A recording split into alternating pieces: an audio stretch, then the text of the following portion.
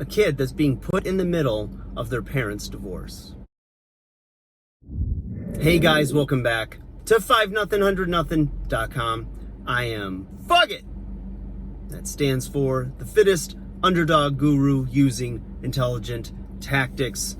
Guys, today I want to talk to you about another viewer letter about a situation that they're being put in where the parents are always fighting, and apparently the mom is always threatening the dad with divorce. And apparently she's not acting on it, and I don't know what the situation was. The letter was brief, but apparently there's enough turmoil or conflict going on that over the years the mom has threatened this person's father with divorce. And I guess from what I gathered from the letter was that the kid was feeling sorry for the mom, their mom.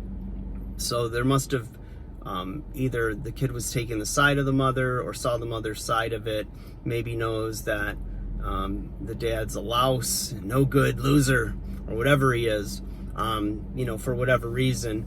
But apparently the mother has constantly threatened this but not taken any action. And it can be really tough when you have a loved one who, say, has a weight problem and is always talking about making changes but never actually does anything, or somebody who's in a bad relationship, a friend or somebody in your family, and they're always talking about it and wanting to get out of it, but they never do anything about it, whether to end the relationship or to make it better. And in this situation, if you're a parent who's going through strife with your partner and you've got children together, the worst thing you can do is get your kids involved and either get them to try to take a side or to, use them for like an emotional landing pad or as your therapist, because at the end of the day, that kid is a product of both of you. So when you're rejecting your partner, your husband or wife, then, that kid is feeling half rejected because they're half of the other person.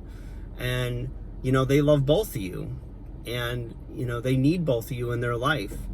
So it's always going to be very tough on the kid. And the best thing you can do is to try to just, take the high road and not involve the kid in it. Not, don't let them see you fight. Don't, try to get them on your side or turn them on, your partner. That's one of the worst things that can happen. I know when I was divorced, I refused to let my son talk bad about his mother. Whenever he'd come over, he might, say, well, mom didn't let me do this or let me do that, or how she is, or this or that. And I always made it very clear that I wasn't going to tolerate disrespect to his mother, even though it didn't work out for us. That was still his mom, and he needed to show respect. And I would only hope that she would do the same thing for me if he was bad-mouthing me to her. And, at the end of the day, kids are basically just going to try to manipulate, whether they're really conscious of being a manipulator or not, because they want something. They want to get something. So you got to be very careful with that in this situation. And, so to the reader or viewer that wrote in, I want to thank you for writing in.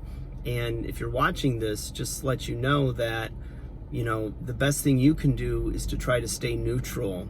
It might be a situation where your mom doesn't have anybody else to talk to, and she's just working it out by verbalizing it to you or to somebody to try to figure out if she should leave and have an exit strategy or whatever.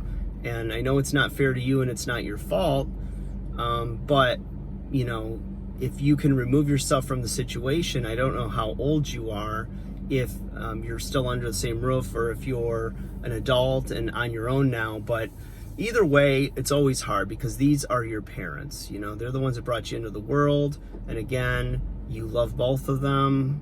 And it's not really fair to be put in this situation on your part. So you have a few choices. You can either just emotionally remove yourself from the situation and just let her know that, you know, it's not open to be discussed with you unless you're actually going to take action, and she might need your help, either the emotional support depending on what her grievance with him is, or but if she just wants to complain about it, you know, you've heard it all before and you want to see some action, and maybe she just needs a little help or a nudge in a certain direction.